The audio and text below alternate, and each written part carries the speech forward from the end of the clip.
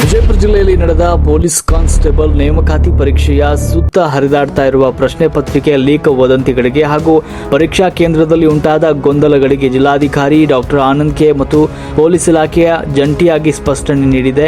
ಪರೀಕ್ಷೆಯು ಅತ್ಯಂತ ಪಾರದರ್ಶಕವಾಗಿ ಹಾಗೂ ಯಶಸ್ವಿಯಾಗಿ ಮುಕ್ತಾಯವಾಗಿದೆ ಅಂತ ತಿಳಿಸಿದ್ದಾರೆ. ವಿಜಯಪುರ ಜಿಲ್ಲೆಯಾದ್ಯಂತ ಒಟ್ಟು 61 ಕೇಂದ್ರಗಳಲ್ಲಿ ಪೊಲೀಸ್ ಕಾನ್ಸ್ಟೇಬಲ್ ಪರೀಕ್ಷೆಯನ್ನ ನಡೆಸಲಾಗಿತ್ತು. ಜಿಲ್ಲೆಯಲ್ಲಿ ಒಟ್ಟು 24,434 ಅಭ್ಯರ್ಥಿಗಳು ನೋಂದಾಯಿಸಿಕೊಂಡಿದ್ರು. ಅವರಲ್ಲಿ 23,184 ಅಭ್ಯರ್ಥಿಗಳು ಪರೀಕ್ಷೆಗೆ ಹಾಜರಾಗಿ ಯಶಸ್ವಿಯಾಗಿ ಪರೀಕ್ಷೆಯನ್ನು ಬರೆದಿದ್ದಾರೆ. ತಿಕೋಟಾ ತಾಲೂಕಿನ ಶಾರದಾಂಬಾ ಕಾಲೇಜು ಪರೀಕ್ಷಾ ಕೇಂದ್ರದಲ್ಲಿ ಗೊಂದಲ ಉಂಟಾಗಿ ಕೆಲವು ಅಭ್ಯರ್ಥಿಗಳು OMR ಶೀಟ್ ಸಮೇತ ಪರೀಕ್ಷಾ ಕೇಂದ್ರದಿಂದ ಹೊರಬಂದಿದ್ರು. ಇನ್ನು KEA ನಿಯಮಗಳ ಪ್ರಕಾರ ಒಮ್ಮೆ ಕೇಂದ್ರದಿಂದ ಹೊರಹೋದ ಅಭ್ಯರ್ಥಿಗಳನ್ನ ಮತ್ತೆ ಒಳಗೆ ಸೇರಿಸಿಕೊಳ್ಳಲು ಅವಕಾಶ ಇಲ್ಲ. ಇದರಿಂದ ರೊಚ್ಚಿಗೆದ್ದ ಕೆಲ ಅಭ್ಯರ್ಥಿಗಳು ಗೇಟ್ ನೂಕಿ ಗಲಾಟೆ ಮಾಡಲು ಯತ್ನಿಸಿದಾಗ ಪೊಲೀಸರು ಸಣ್ಣ ಪ್ರಮಾಣದ ಬಲ ಪ್ರಯೋಗ ಮಾಡಿ ಆ ಪರಿಸ್ಥಿತಿಯನ್ನ ಹತೋಟಿಗೆ ತಂದಿದ್ದಾರೆ. ಪರೀಕ್ಷೆಯ ಪವಿತ್ರತೆ ಮತ್ತು ಅಭ್ಯರ್ಥಿಗಳ ಭವಿಷ್ಯವನ್ನ ಕಾಯುವ ನಿಟ್ಟಿನಲ್ಲಿ ನಿಯಮಾವಳಿಗಳನ್ನ ಬಿಗಿಯಾಗಿ ಪಾಲಿಸಲಾಗಿದೆ. ಸಾಮಾಜಿಕ ಜಾಲತಾಣಗಳಲ್ಲಿ ಹರಡ್ತಾ ಇರುವ ಸುಳ್ಳು ಸುದ್ದಿಗಳಿಗೆ ಅಭ್ಯರ್ಥಿಗಳು ಹಾಗೂ ಸಾರ್ವಜನಿಕರು ಕಿವಿಗೊಡಬಾರದು ಅಂತ ಜಿಲ್ಲಾಡಳಿತ ಸ್ಪಷ್ಟಪಡಿಸಿದೆ. ರಾಷ್ಟ್ರಕ್ರಾಂತಿ ನ್ಯೂಸ್, ವಿಜಯಪುರ.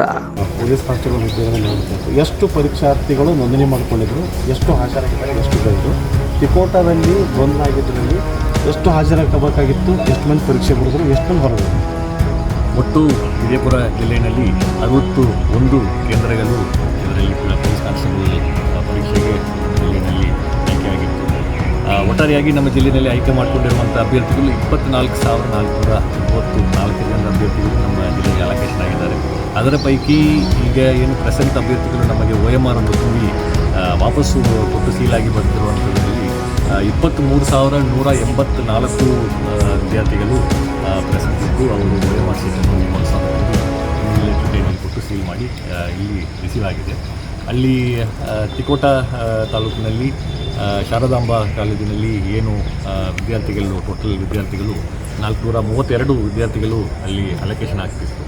ಆ 432 ವಿದ್ಯಾರ್ಥಿಗಳ ಪೈಕಿ 120 ವಿದ್ಯಾರ್ಥಿಗಳದ್ದು OMR ಶೀಟು ಅಲ್ಲಿ ಅವರು ತುಂಬಿ ಎಕ್ಸಾಮ್ ಪ್ರಾಸೆಸನ್ನು ಕಂಪ್ಲೀಟ್ ಮಾಡಿಕೊಂಡು ಅವರು ಈಗಾಗಲೇ ಕೊಟ್ಟಿದ್ದಾರೆ. ಅದು ಇಲ್ಲಿ ರಿಸೀವ್ ಆಗಿದೆ. ಸೊ ಅದನ್ನು ಹೊರತುಪಡಿಸಿ ಉಳಿದ ವಿದ್ಯಾರ್ಥಿಗಳು ಅಲ್ಲಿ ಯಾರು ಸೆಂಟರ್ ಬಿಟ್ಟು ಹೊರಗಡೆ ಹೋಗಿದ್ದಾರೆ, OMR ಶೀಟಲ್ಲಿ ತೊಗೊಂಡು ಹೊರಗಡೆ ಹೋಗಿರುವಂಥ ವಿದ್ಯಾರ್ಥಿಗಳು ಮತ್ತೆ ಒಳಗಡೆ ಬರಲಿಕ್ಕೆ ಅವರು ಪ್ರಯತ್ನವನ್ನು ಮಾಡಿದಾಗ ಆ ಎಕ್ಸಾಮ್ ಇಂಟೆಗ್ರಿಟಿ ಪ್ರಾಸೆಸನ್ನು ಉಳಿಸಬೇಕು. ಯಾವುದೇ ಕಾರಣಕ್ಕೂ ಒಳಗಡೆ ಪರೀಕ್ಷೆ ಬರೀತಾ ಇರುವಂತಹ 120 ಅಭ್ಯರ್ಥಿಗಳಿಗೆ ಯಾವುದೇ ರೀತಿಯಾದಂತಹ ತೊಂದರೆ ಆಗಬಾರ್ದು ಅನ್ನುವಂಥ ಉದ್ದೇಶದಿಂದ ಮತ್ತು ಅವರು ಎಲ್ಲ ಫ್ರಿಸ್ಕಿಂಗ್ ಮಾಡಿ ಒಳಗೆ ಬಿಟ್ಟಿದ್ದಾರೆ. ಎಲ್ಲ ಒಂದು ಕೇಂದ್ರದಲ್ಲೂ ಕೂಡ ಈ ಕೇಂದ್ರದಲ್ಲೂ ಕೂಡ ಮೆಟಲ್ ಡೋರ್ ಫ್ರೇಮ್ ಡಿಟೆಕ್ಟರ್ನಲ್ಲಿ ಫ್ರಿಸ್ಕಿಂಗ್ ಆಗ್ತಿತ್ತು. ಅದಾದ ನಂತರ ಹ್ಯಾಂಡ್ ಹೆಲ್ಡ್ ಫ್ರೇಮ್ ಡಿಟೆಕ್ಟರ್ನಲ್ಲಿ ಚೆಕಿಂಗ್ ಆಗ್ತಿತ್ತು. ಅದಾದ ನಂತರನೂ ಕೂಡ 3rd ಲೆವೆಲ್ ಸೆಕ್ಯೂರಿಟಿಯಾಗಿ ಪ್ರತಿಯೊಂದು ಕೊಠಡಿನಲ್ಲೂ ಕೂಡ ಜಾಮರನ್ನು ಅಳವಡಿಸಿರುವಂಥದ್ದಿದೆ. ಯಾವುದೇ ಎಲೆಕ್ಟ್ರಾನಿಕ್ ಐಟಮ್ಸ್ ಒಳಗಡೆ ತಗೊಂಬರಬಾರ್ದು, ಬಂದರೂ ಕೂಡ ಅದು ವರ್ಕ್ ಆಗಲಿಕ್ಕೆ ಆಗಬಾರ್ದು ಅಂತ ಹೇಳಿಬಿಟ್ಟು KEA ವತಿಯಿಂದ ಪ್ರತಿಯೊಂದು ಕೊಠಡಿನಲ್ಲೂ ಕೂಡ ಜಾಮರ್ ಅಳವಡಿಕೆ ಆಗಿತ್ತು. ಸೊ ಇದೆಲ್ಲವೂ ಮಲ್ಟಿಲೇಯರ್ ಸೆಕ್ಯೂರಿಟಿ ಇರುವಂಥ ಹಿನ್ನೆಲೆಯಲ್ಲಿ ಅಲ್ಲಿ ಯಾರು ಅಭ್ಯರ್ಥಿಗಳು ಪರೀಕ್ಷೆಯನ್ನು ಬರೀತಾ ಇದ್ದರು ಅವರು ಪರೀಕ್ಷೆಯನ್ನು ಕಂಟಿನ್ಯೂ ಮಾಡಿ ಬರೆದಿದ್ದರು. ಅವರಿಗೆ ಏನು ಹೆಚ್ಚುವರಿಯಾಗಿ ಟೈಮು ಈ ಒಂದು ಗೊಂದಲದಿಂದ ಅವರಿಗೆ ಬೇಕಂತ ಹೇಳಿದರು. KEA ಟೈಮನ್ನು ಕೂಡ ಒದಗಿಸಿಕೊಟ್ಟು ಆ ಟೈಮ್ನಲ್ಲಿ ಅವರು ಪರೀಕ್ಷೆಯನ್ನು ಬರೆದು 120 ಕ್ಯಾಂಡಿಡೇಟ್ಸು OMR ಅನ್ನು ಕೊಟ್ಟಿದ್ದಾರೆ. ಉಳಿದ ಕ್ಯಾಂಡಿಡೇಟ್ಸು ಹೊರಗಡೆ ಹೋಗಿ ಮತ್ತೆ ವಾಪಸ್ಸು ನಾವು ಒಳಗಡೆ ಬರ್ತೇವೆ ಅಂತ ಹೇಳಿಬಿಟ್ಟು, ಯಾಕೆಂದರೆ ಹೊರಗಡೆ ಹೋಗಿದ ನಂತರ ಮತ್ತೆ ವಾಪಸ್ ಬರಲಿಕ್ಕೆ ಕೇಂದ್ರದಲ್ಲಿ ಅವಕಾಶ ಇಲ್ಲ. ಅದು KEA ಪ್ರಾಪರ್ಟಿ ಆಗಿರುತ್ತದೆ. ಆ ರೀತಿ ಅವ್ರು ತೊಗೊಂಡು ಹೋಗಿ ಮತ್ತೆ ವಾಪಸ್ ಬರುವಂಥ ಅವಕಾಶ ಇಲ್ಲ. ಅದನ್ನು ಪೆರಿಮೀಟರ್ ಸೆಕ್ಯೂರಿಟಿ ಮಾಡಿಕೊಂಡು, ಯಾಕೆಂದರೆ 144 ಇತ್ತು, ಅದರಿಂದ ಪೊಲೀಸ್ನವರು ಮಿನಿಮಲ್ ಫೋರ್ಸ್ ಯೂಸ್ ಮಾಡಿಕೊಂಡು ಅವರನ್ನು ಡಿಸ್ಪರ್ಸ್ ಮಾಡಿದ್ದಾರೆ. ಯಾಕೆಂದರೆ ಗೇಟನ್ನು ತಳ್ಳಿ ಅದನ್ನು ಹೊಡೆದಿರುವಂಥದ್ದನ್ನು ಕೂಡ ದೃಶ್ಯಗಳನ್ನು ತಾವೆಲ್ಲರೂ ನೋಡಿದ್ದೀರಾ, ತಾವೆಲ್ಲ ಕವರ್ ಮಾಡಿದ್ದೀರಾ. ಸೊ ಆ ಎಕ್ಸಾಮ್ ಇಂಟೆಗ್ರಿಟಿಯನ್ನು ಪ್ರೊಟೆಕ್ಟ್ ಮಾಡುವಂಥ ನಿಟ್ಟಿನಲ್ಲಿ ಪೊಲೀಸ್ ಇಲಾಖೆಯನ್ನು ಕೂಡ ಸಹಕಾರ ಕೊಟ್ಟು ಅವರು ಸಂಪೂರ್ಣವಾಗಿ ಪೆರಿಮೀಟರ್ನ ಕಂಟ್ರೋಲಿಗೆ ತೊಗೊಂಡು ಈ ಪ್ರಾಸೆಸ್ಸನ್ನು ಸ್ಮೂತಾಗಿ ನಡೆಸಿ ಇಲ್ಲಿ ಮುಕ್ತಾಯ ಆಗಿದೆ. ಅಲ್ಲಿ ಪರೀಕ್ಷಾ ಕೇಂದ್ರದ ಪರೀಕ್ಷಾರ್ಥಿಗಳು ಮತ್ತು ಕೆಲವು BJP ಕೂಡ ಆರೋಪ ಮಾಡ್ತಾ ಇದ್ದಾರೆ. ಕ್ವಶನ್ ಪೇಪರ್ ಸೀರಿಯಲ್ ನಂಬರು ಮತ್ತು OMR sheet number serial number ಬದಲಾವಣೆ ಇತ್ತು, ಆ ಗೊಂದಲ ಇತ್ತು. ಹಾಗಾದರೆ OMR ಶೀಟಲ್ಲಿ ಕ್ವಶನ್ ಪೇಪರ್ ನಮ್ಮ ಸೀರೀಸನ್ನು ಬರೆಯೋಕ್ಕೆ ಅವಕಾಶ ಅಲ್ಲಿತ್ತು, ಅದು ಅವಕಾಶ ಇಲ್ಲ, ಮತ್ತು ಸರಿಯಾಗಿ ಸ್ಪಷ್ಟನೆಯೂ ಕೂಡ ಮೇಲ್ವಿ ಚಕ್ರ ಕೊಟ್ಟಿಲ್ಲ ಅಂತ ಹೇಳ್ತಾರೆ. ಪ್ರತಿಯೊಂದು OMR ಶೀಟ್ನಲ್ಲೂ ಈಗ ಕ್ವಶನ್ ಪೇಪರು ಬೇರೆ ಬೇರೆ ರೀತಿಯಾದಂಥ ವರ್ಷನ್ನಲ್ಲಿ ಬರ್ತದೆ. ಯಾಕೆಂದರೆ ಒಂದು ಅಭ್ಯರ್ಥಿಗೆ ಕೊಡುವಂಥ ಪ್ರಶ್ನೆ ಕ್ರಮಗಳು ಇನ್ನೊಂದು ಅಭ್ಯರ್ಥಿಗೆ ಅದೇ ಸೇಮ್ ಕ್ರಮಗಳಿರೋದಿಲ್ಲ. ಅದಕ್ಕೆ ಬೇರೆ ಬೇರೆ ವರ್ಷನ್ಸ್ಗಳು ಮಾಡಿರ್ತಾರೆ. A1, A2, A3, B1, B2, B3 ಅಂತ ಹೇಳಿ ಹಲವಾರು ವರ್ಷನ್ಸ್ಗಳಿದೆ. ಸೊ ಯಾವ ವರ್ಷನು ಆ ಅಭ್ಯರ್ಥಿಗೆ ಸಿಕ್ಕಿದೆಯೋ ಆ ವರ್ಷನ್ ಕೋಡನ್ನು ಅವರಿಗೆ ಕೊಟ್ಟಿರುವಂಥ OMR ಶೀಟ್ನಲ್ಲಿ ನಮೂದು ಮಾಡಲಿಕ್ಕೆ ಅವಕಾಶ ಇದೆ. ಅದು ಖಂಡಿತವಾಗಿ ಮ್ಯಾಂಡೇಟ್ರಿ ಕಾಲಮ್ ಇದೆ. ಯಾಕೆಂತ ಹೇಳಿದರೆ ಆ ಒಂದು ಕಾಲಮನ್ನು ತುಂಬಲಿಲ್ಲ ಅಂತ ಹೇಳಿದರೆ ಯಾವ ಕ್ರಮದಲ್ಲಿ ಆ ಪ್ರಶ್ನೆಗಳು ಬಂದಿದೆ ಅನ್ನುವಂಥದ್ದು ಕೂಡ ಗೊತ್ತಾಗೋದಿಲ್ಲ. ಸೊ ಅದು ಮ್ಯಾಂಡೇಟ್ರಿ ಕಾಲಮ್ ಇದೆ, ಖಂಡಿತವಾಗಿ ಅದನ್ನು ನಾವು ನಮೂದು ಮಾಡಬೇಕು. ಜೊತೆಗೆ ಅವ್ರದ್ದು ಅಡ್ಮಿಟ್ ಕಾರ್ಡ್ನಲ್ಲಿರುವಂಥ ನಂಬರ್ ಏನಿರ್ತದಲ್ಲ, ರಿಜಿಸ್ಟ್ರೇಷನ್ ನಂಬರ್, ಅದನ್ನು ಕೂಡ ಅವರು ತುಂಬಬೇಕಂತ ಇರುವಂಥ ಸೂಚನೆಗಳು ತುಂಬ ಸ್ಪಷ್ಟವಾಗಿ ಅವರು ಅಡ್ಮಿಟ್ ಕಾರ್ಡ್ನಲ್ಲಿ ಇರುವಂತಹ ವಿಚಾರ. ಸೊ ಅದರಲ್ಲಿ ಯಾವುದೇ ಗೊಂದಲಗಳಿಲ್ಲ. ನಮ್ಮ ಜಿಲ್ಲೆಯಲ್ಲಿ ಈಗಾಗಲೇ ಹೇಳಿದ ಹಾಗೆ ಸುಮಾರು 24,000 ಅಭ್ಯರ್ಥಿಗಳಿಗಿಂತ ಹೆಚ್ಚಿಗೆ ನಮ್ಮದು ಇದು ಏನು ನೋಂದಣಿ ಮಾಡಿಕೊಂಡಿದ್ದವು.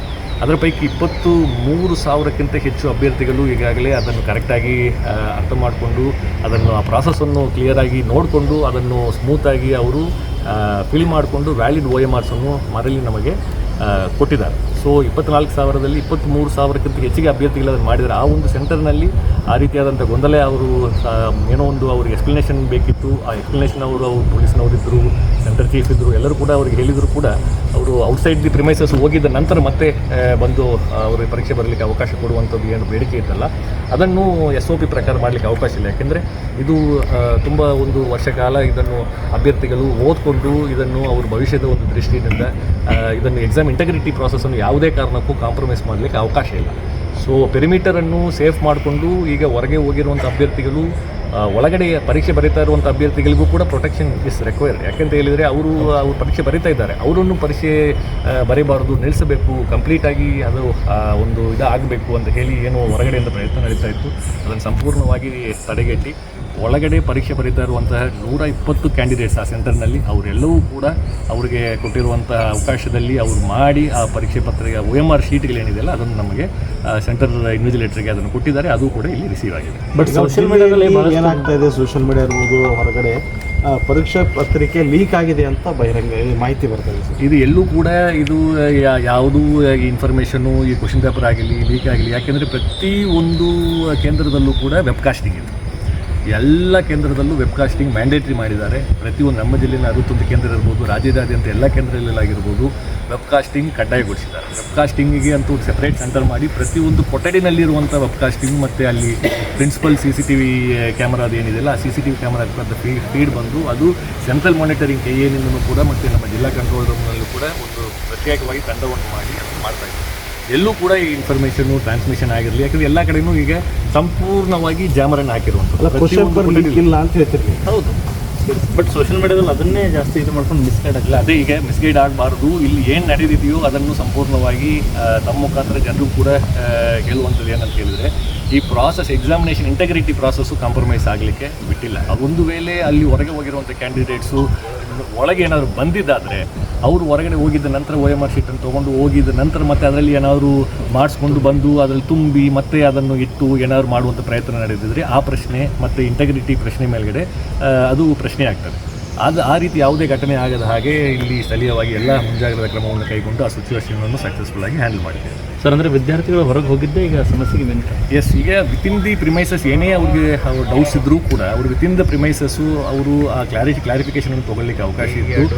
KE ಅಡ್ವೈಸರಿನೂ ಕೂಡ ಇದೆ. ಲಾಸ್ಟು ಈಗ ಅಡ್ಮಿಟ್ ಕಾರ್ಡ್ನಲ್ಲಿಯೂ ಕೂಡ ಅದನ್ನು ಪ್ರಿಂಟ್ ಮಾಡಿದ್ದಾರೆ.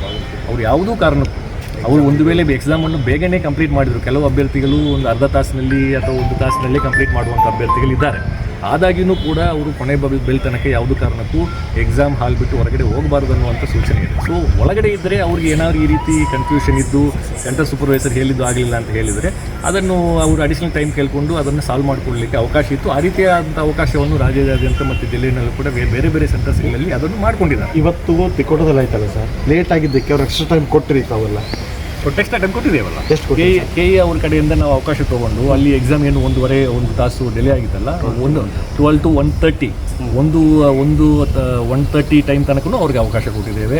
1:30 ಟೈಮ್ ತನಕ ಎಂಟೈರ್ ಪ್ರಿಮೈಸಸನ್ನು ಸೆಕ್ಯೂರ್ ಮಾಡಿಕೊಂಡು ಎಲ್ಲ ರೆಕಾರ್ಡಿಂಗ್ಸ್ ಮಾಡಿಕೊಂಡು ಅವ್ರಿಗೆ ಎಷ್ಟು ಟೈಮ್ ಅದರಲ್ಲಿ ಈ ಒಂದು ಕ್ಲಾರಿಫಿಕೇಷನ್ ಆ್ಯಂಡ್ ಕನ್ಫ್ಯೂಷನಲ್ಲಿ ಹೋಗಿತ್ತು ಅವರಿಗೆ KE ಅನುಮೋದನೆ ತೊಗೊಂಡು ಅವ್ರಿಗೆ ಹೆಚ್ಚುವರಿ ಟೈಮೂ ಕೊಟ್ಟು ಯಾರು ಹೊರಗಡೆ ಬಂದಿಲ್ವೋ ವಿತಿನ್ ದ ಪ್ರಿಮೈಸಸ್ಸು ಅವರು ಶಾಂತಿಯುತವಾಗಿ ಎಕ್ಸಾಮ್ ಬರೀಲಿಕ್ಕೆ ಅವರು ಕಂಟಿನ್ಯೂ ಮಾಡಿದರು. ಅವರಿಗೆ ಹೆಚ್ಚುವರಿ ಟೈಮನ್ನು ಕೊಟ್ಟು ಆ ಅಭ್ಯರ್ಥಿಗಳು ಸಕ್ಸಸ್ಫುಲ್ಲಾಗಿ 120 ಅಭ್ಯರ್ಥಿಗಳು ಕೂಡ ಕೊಟ್ಟಿದ್ದಾರೆ.